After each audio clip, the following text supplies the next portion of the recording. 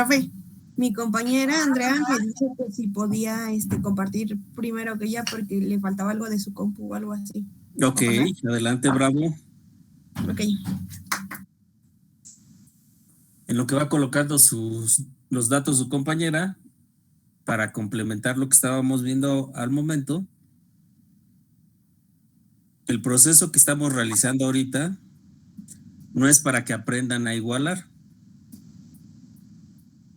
Y eso obviamente lleva un periodo de tiempo más largo, necesitamos más práctica para poderlo realizar. ¿Qué es lo importante? Que se empiecen a dar cuenta de los detalles que están observando. Así como su compañero López se dio cuenta del tipo de tejido, ese tipo de situaciones nos ayudan a entender un poco más lo que conlleva el proceso de igualación.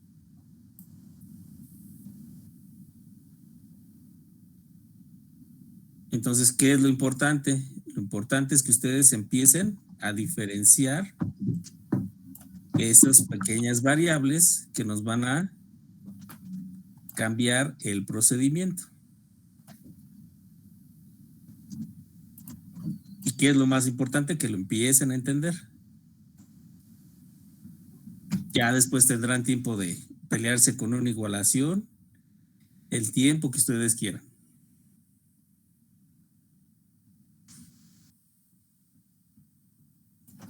Listo, profe. Ya están mis datos. Adelante. Pues creo que en la primera muestra estaba mucho más cerca que en la segunda. Y lo único que hice fue bajar la concentración de los amarillos proporcionalmente, lo intenté hacer proporcional, pero pues en la luminosidad pues se alejó. En los rojos pues igual se alejó bastante, o sea, le falta más rojo todavía. Y en los amarillos, también le falta amarillo. En la primera me había pasado por poquito y ya en la segunda pues me faltó un buen.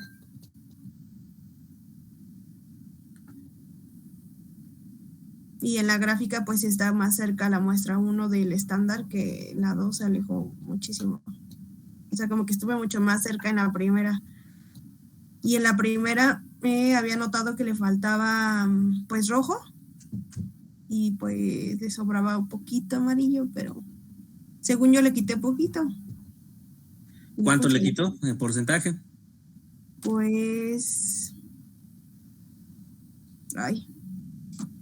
le bajé en la concentración, la 1 está al 2% y la 2 está al 1.9%, entonces le quité 0.1 de amarillo entre los dos.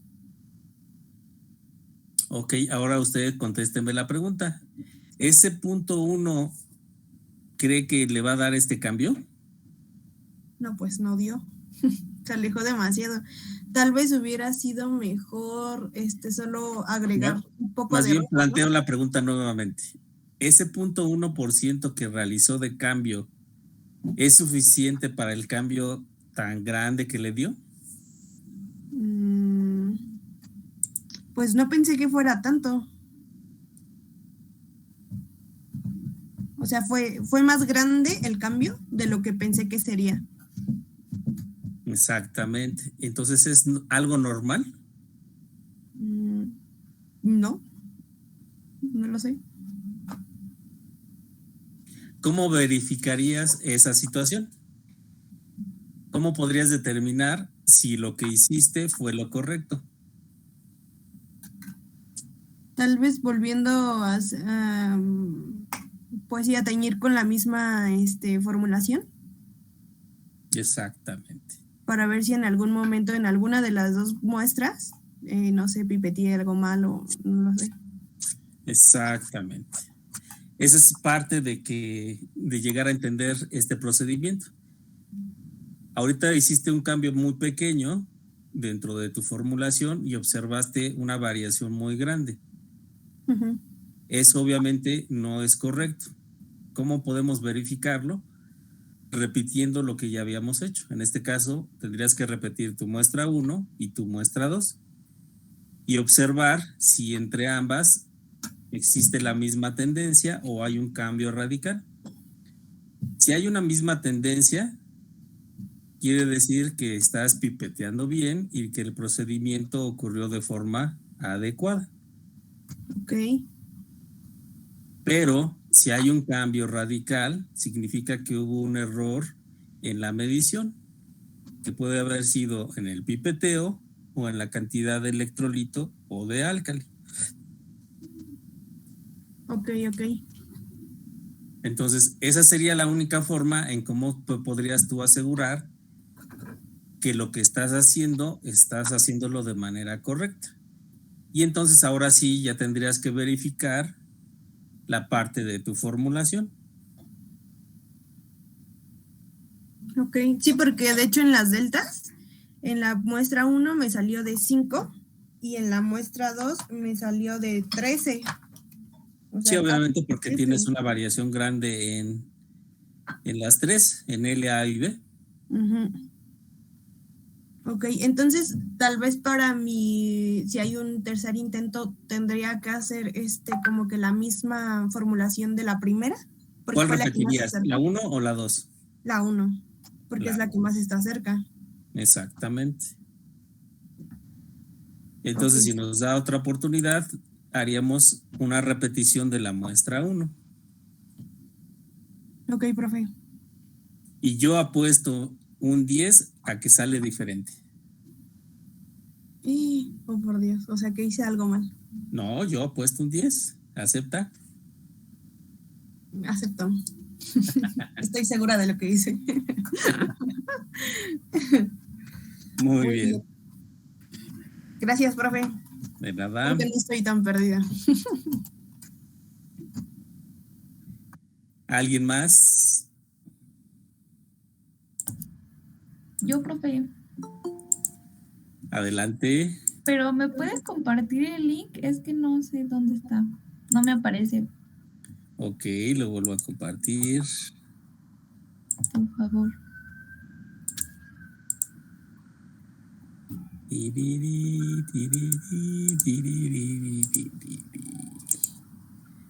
Profe, pero yo no he hecho las gráficas, ¿no importa? No importa. Ah, bueno.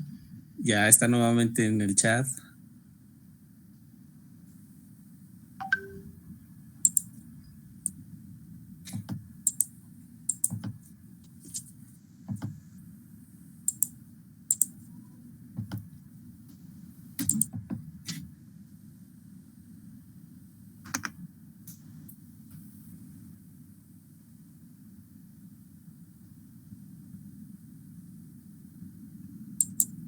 Ya está, profe.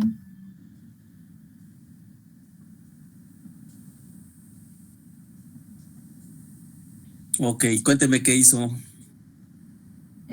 Cambié de azul. Ujú. Del negro B al royal. Al Royal. ¿Y se parece más la muestra? Sí. Sí, de hecho, bueno, visualmente le faltó rojo. Un poquito de rojo. Un poquito de rojo. Ujú.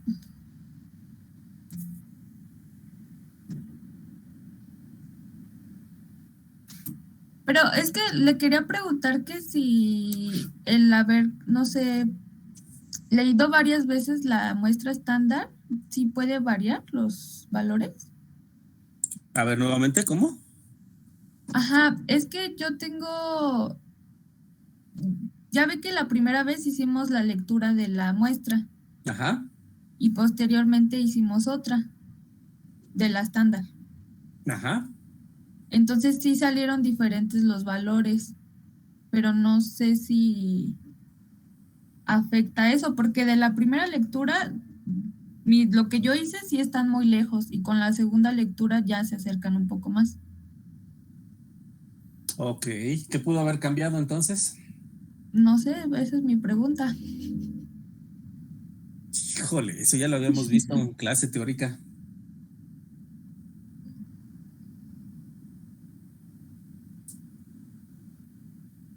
¿Alguien se acuerda? ¿Cuáles son las condiciones de medición? Le pudo haber tomado captura del revés, ¿no? Pudo haberlo leído al revés. ¿Qué más? Las condiciones en donde se almacenó la muestra. Ay, perdón, Luis. Las No, no te condiciones preocupes. de la muestra, es decir, la reflectancia de la parte de abajo. ¿Qué más? Que no lo hice en una base neutra. No utilizó una base neutra. ¿Qué más? Si lo hizo a una o dos capas. Si lo hizo a una o dos capas, muy bien.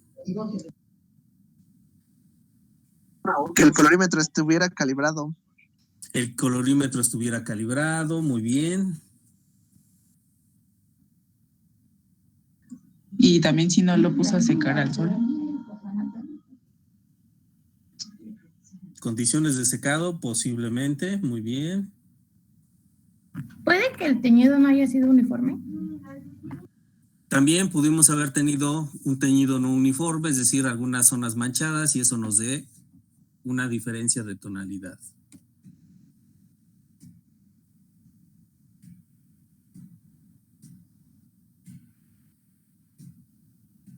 Entonces, ¿qué es lo preferible que tenemos que hacer con el estándar electrónico?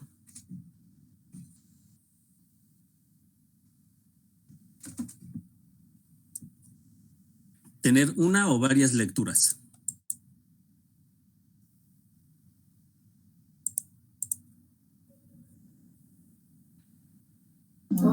Pues varias lecturas, ¿no? ¿Segura? ¿Podría ser que una y que todos trabajáramos con esa misma medición? Ok.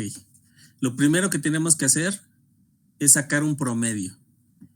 Es decir, que nosotros obtengamos nuestro estándar electrónico a través de promedios. Es decir, que yo lo voy a leer en un sentido diferente cada lectura. Uno en el sentido del pie, otro en el sentido de la trama, otro más en diagonal, otro en la diagonal contraria. ¿Para qué? Para que esos valores que yo estoy obteniendo en diferentes posiciones me den un valor promedio del color de mi muestra. De esas 4 lecturas, yo saco mi promedio y obtengo un valor. Ese valor va a ser el único que yo voy a utilizar para mis lecturas. ¿Por qué? Porque si yo ocupo diferentes lecturas, lo único que voy a obtener son diferentes valores. Y entonces estoy igualando con 2 variables al mismo tiempo. Por lo tanto, sus valores numéricos pues nunca van a casar, porque cada quien se van a mover de diferente forma.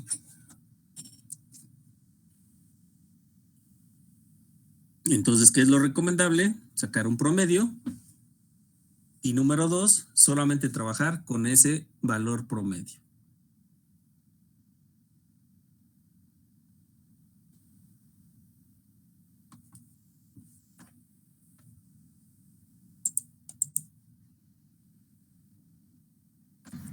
Profe, y si quisiéramos repetir, bueno, hacer un tercer intento, ¿sacaríamos eso del valor promedio? Ok, ahorita ya no. ¿Por qué? Porque nosotros empezamos con un valor unitario, es decir, con una sola lectura.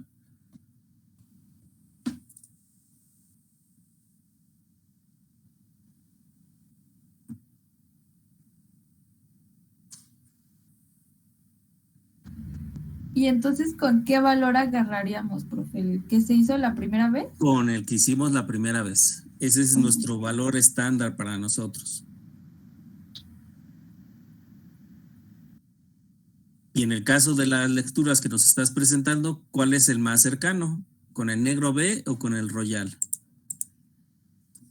Con el royal. Con el royal, ¿no? Ajá. Estamos en un valor más cercano. ¿Qué nos faltaría?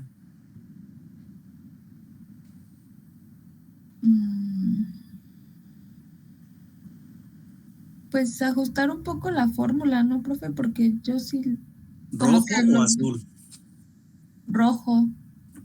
Rojo, exactamente.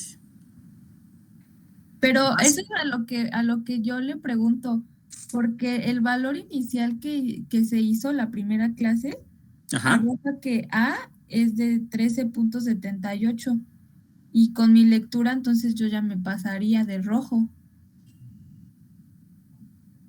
y me faltaría mucho azul.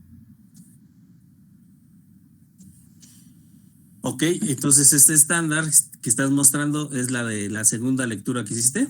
Ajá, Ah, ok. sí, y es el que le digo que se acerca un poquito más.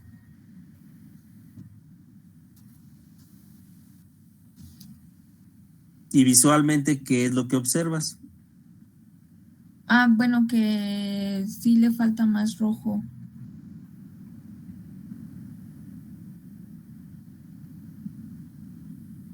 Está muy oscuro. Ujú.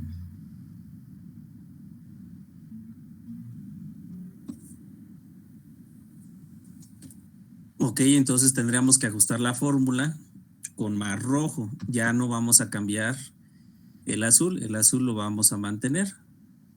Y lo que vamos a cambiar ahora es el rojo.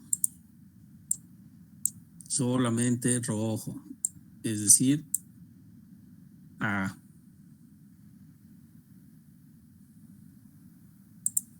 El azul lo vamos a dejar con el Royal.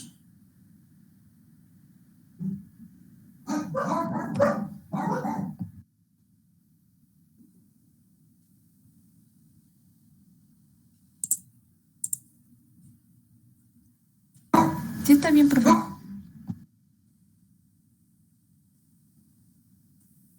Muy bien. ¿Alguien que tenga alguna duda fuerte de lo que va a realizar?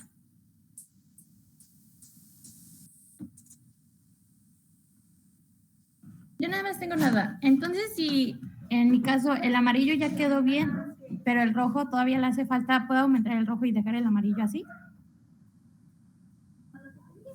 Exactamente, en este caso solamente ya mover un solo color. Ok, profesor, gracias.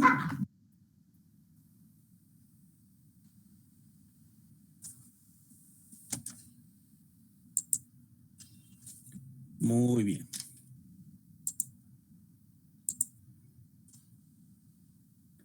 Pues ya sus muestras casi están secas de los verdes. Mañana hago las lecturas y el lunes les comparto estas lecturas para ver qué es lo que vamos a hacer. ¿Y están igualitas, profe, a la muestra? Idénticas, quedaron idénticas ahora. Los ajustes serán menores entonces. Exactamente. Igual y ni hay ajustes que hacer. A la primera nos quedó. A la primera les quedó. Somos muy buenos, ¿a poco no, profe? Sí, eso sí. Dígame.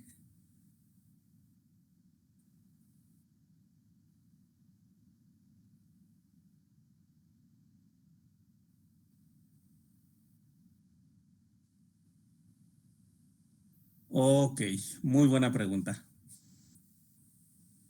Eso es relevante cuando nosotros estamos realizando ya sea tricromías o cuatricromías en donde utilizamos una misma cantidad de colorante.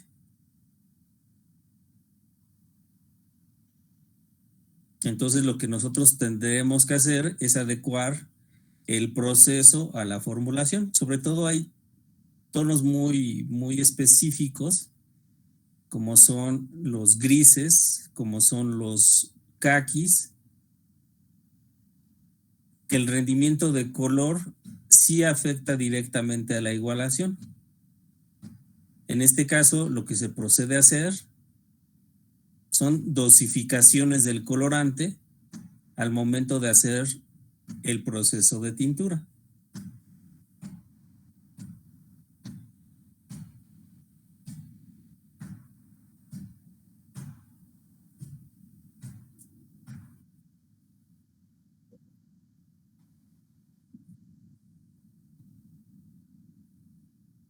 Ajá.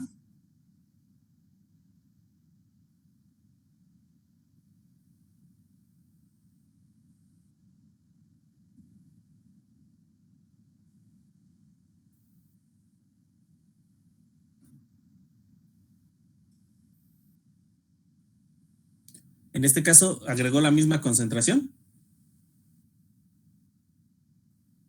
Ok, bueno, dejemos ese casi de lado. Pero sí, el orden de cada color puede afectar el matiz final. ¿Por qué? Porque cuando ya entra el segundo color, ya hay lugares ocupados por el primer colorante.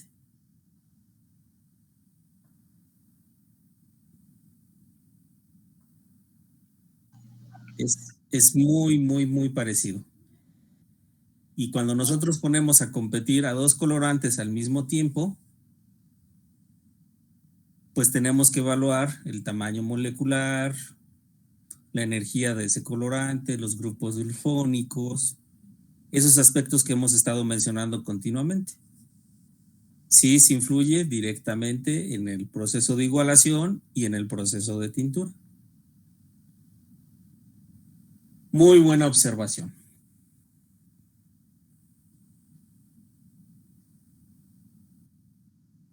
De nada. ¿Alguien más? ¿Alguna aportación, duda, comentario? Profe, entonces si no son las mismas concentraciones, no importa que agreguemos el de mayor concentración a menos concentración o viceversa, o sea, de menor a mayor, o si tiene algún inconveniente o algo así. Ok. Obviamente sí tiene mucho que ver. ¿Qué es lo que se hace generalmente cuando se va a estudiar un color?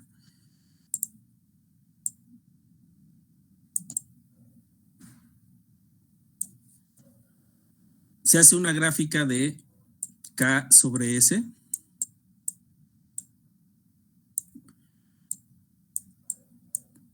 Que básicamente es la reflectancia.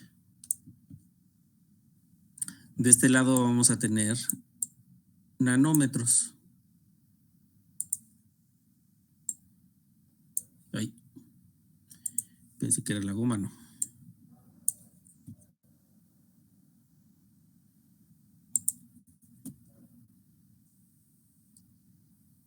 ¿Y qué es lo que nos da? Nos da una curva que se va a ajustar a cada color. Por ejemplo, en el caso de amarillos, tenemos un valor mayor aquí y va reduciendo.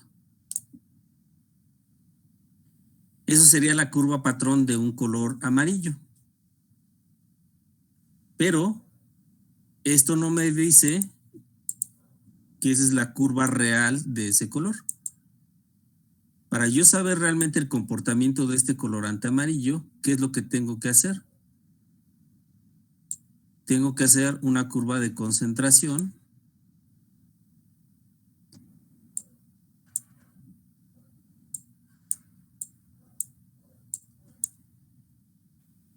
e ir partiendo de pequeños intervalos, 0.1, 0.2, 0.3, 0.4.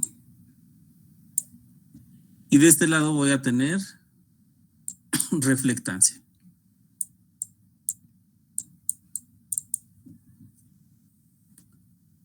¿Qué va a hacer? Esta curva me va a ir diciendo cómo es el comportamiento de este colorante conforme yo cambie la concentración. Y me va a ir diciendo, por ejemplo, que se va a ir comportando de esta manera.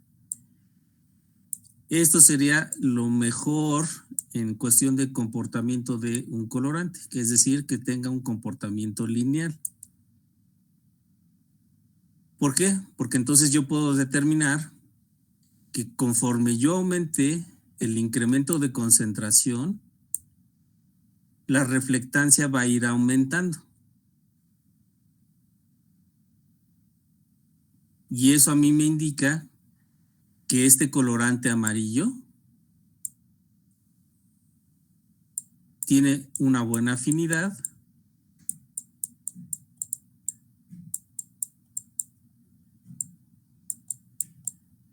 y su comportamiento en la tintura es positivo, es decir, que lo puedo controlar.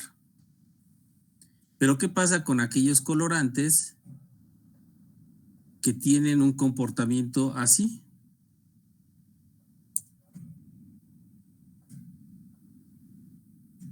Esto yo ya no lo puedo controlar. ¿Por qué? Porque la afinidad cambia de acuerdo a la concentración. Esto es lo que me causa problemas en una bicromía y en una tricromía. Si tengo dos colorantes que tienen un comportamiento muy similar, es decir, lineal, yo los puedo controlar muy bien en tintura. Pero si tienen comportamiento diferente, pues entonces yo no puedo controlar esa afinidad. Va a ser más difícil el que yo pueda controlar un tono.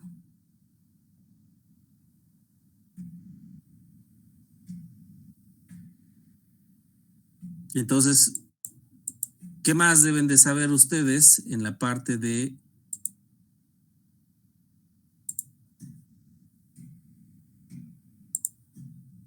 igualación? Es también saber cómo se comporta a diferentes concentraciones un colorante. Porque eso me va a ayudar a mí a determinar que una curva tiene diferente comportamiento a otra curva. Y eso va a provocar que la absorción sea diferente. Por eso el comentario que hacía su compañera en el sentido de quién agregó primero. Entonces son dos cosas que ustedes tienen que evaluar. El comportamiento de la curva del colorante, es decir, esta curva, y la curva de concentración, es decir, ¿qué ocurre cuando yo cambio la concentración del colorante? ¿Se comporta de forma lineal o se comporta de forma variable? ¿Qué voy a obtener yo con esta información? Yo puedo determinar si en mi bicromía o en si mi tricromía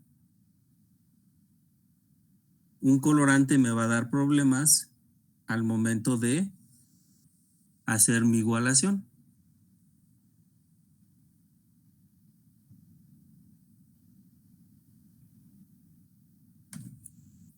¿Qué tendría yo que hacer?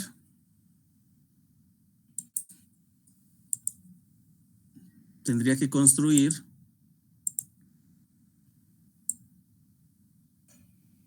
si por ejemplo voy a hacer aquí un rojo y voy a hacer mi curva de concentración y de reflectancia. Voy a tener una segunda curva de un amarillo.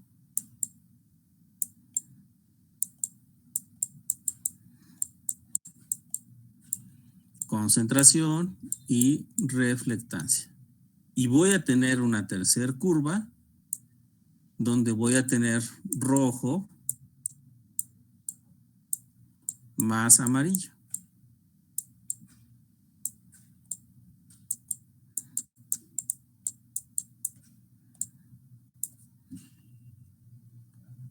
Si yo tengo un comportamiento del rojo así,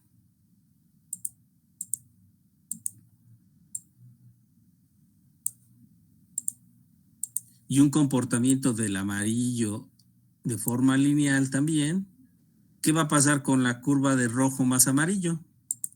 Cuando yo ponga mismas concentraciones de ambos. van a ser así, continuos, o sea, no va a haber tanta variable. Exactamente. La curva de ambos colorantes va a ser muy similar. Porque eso me va a permitir observar el comportamiento primero de forma unitaria y después en combinación. Y eso me va a dar a mí a entender que en la bicromía de rojo y amarillo que yo estoy utilizando es la adecuada. Entonces yo puedo agregar primero el rojo o primero el amarillo o ponerlos juntos durante un proceso de tintura y yo sé que eso no me va a dar problema. Entonces volvemos al punto que veíamos anteriormente, que no solamente la colorimetría me sirve para igualar, sino que también me sirve para poder conocer el comportamiento de los colorantes. Hay un sinfín de aplicaciones que nosotros podemos hacer para poder determinar el comportamiento de cada color. Y esto es muy, muy, muy extenso, porque imagínense cuántos colores tenemos.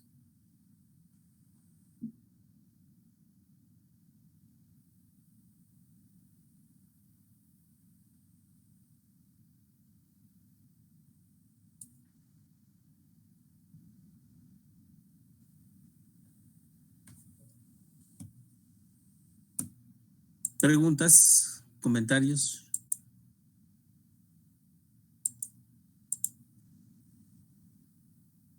Profe, pero por ejemplo, en las plantas llegan a ser como, o más bien almacenar como que los estudios, a de cuenta, pues la curva del amarillo RGB se comportó así, y ya nada más para consulta, o uno seguía con las gamas que dan los proveedores, o eso no incluye las gamas que dan los proveedores.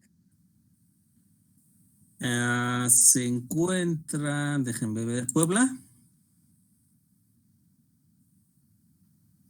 No, soy Cruz. Sí, sí. Ah, le hablaba a Puebla. Me confundí. Se confundió. Puebla, ¿nos puede decir si eso lo ocupan en la empresa que está? Ay, profe, es que vengo en el camino. ¿Me podría repetir la pregunta, por favor? Para hacer los procesos de igualación de muestras en el laboratorio o para hacer los procesos de tintura en producción, ¿ocupan las curvas espectrales de cada colorante?